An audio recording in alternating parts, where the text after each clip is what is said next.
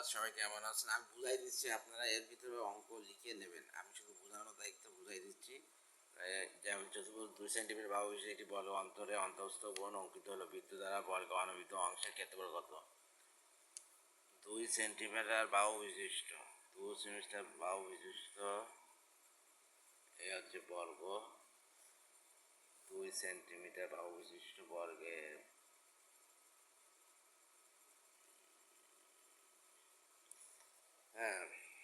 এই অনবিত অংশের মান বের করতে বলেছে। তাহলে 2 সেন্টিমিটার বাহু বিশিষ্টের বর্গের ক্ষেত্রফল হবে 2 স্কয়ার সমান বর্গ সেন্টিমিটার সমান 4 বর্গ সেন্টিমিটার।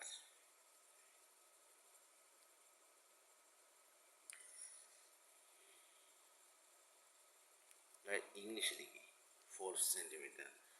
এবার হচ্ছে বৃত্তের ক্ষেত্রফল হবে কত? বৃত্তের ক্ষেত্রফল হবে পাই আর স্কয়ার।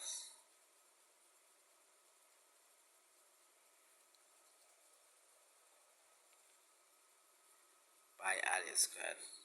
তাহলে এটা হচ্ছে 2, এটা 2।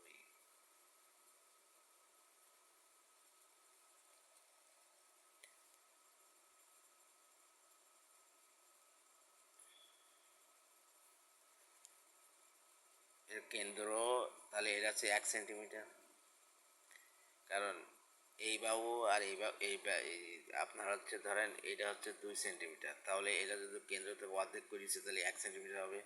তাহলে পাই সমান 1 স্কয়ার সমান পাই। তাহলে